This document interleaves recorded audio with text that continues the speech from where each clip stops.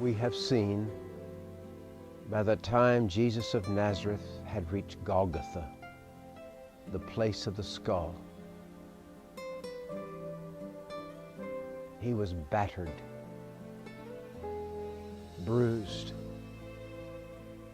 bleeding from massive wounds in his back. He came to die. And dying has never been such for any man as it was for Jesus. We continue looking at what the doctors have said he experienced in his suffering and execution. He has been thrown down into the dirt, which would have contaminated this back that was probably like one massive wound of bleeding, cut, bruised flesh. And now he's put upon a cross that's on the ground. His wrists were nailed to that cross with tapered spikes of 5 to 7 inches long. The spike was 3/8 inch square at the top. The crossbar was attached to the post. Jesus' feet were then nailed to the cross with his knees in a bent position. Titles were attached to the cross above his head: the King of the Jews.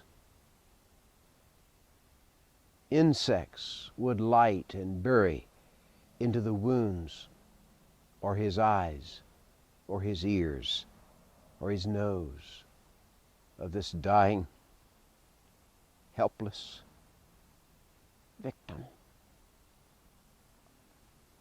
Birds of prey would tear at those sites. Adequate exhalation required lifting the body by pushing up on the feet, which would cause searing pain.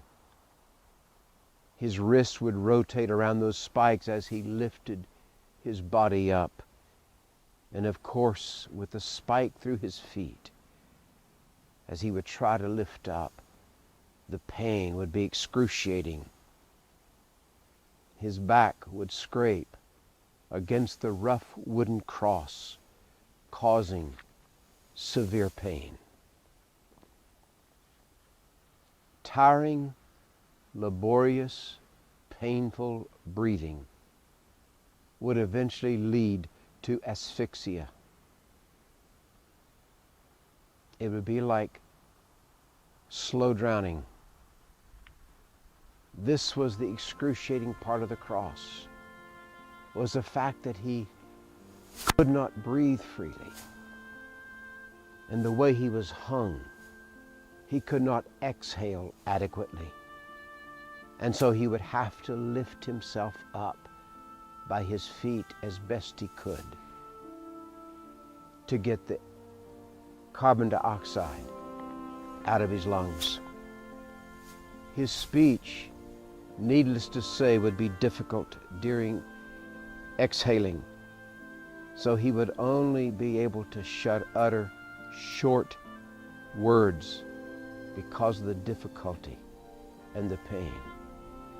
Father, forgive them. They know not what they do. I thirst. Today, you will be with me in paradise. Father, into your hands I commit my spirit. And lastly, those glorious words: it is finished. Death probably came because of the shock from the loss of blood, exhaustion, asphyxia, dehydration, and congestive heart failure. And one doctor suggested that when they thrust the spear into his side and there came out blood and water mingled together, it could have been an indication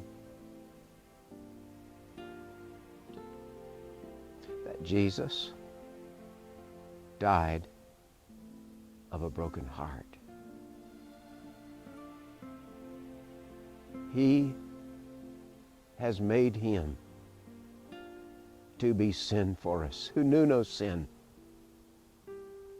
that we might become the righteousness of God in him.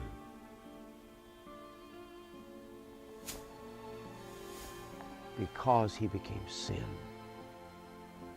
he bore his Father's wrath against his own soul, against his own body,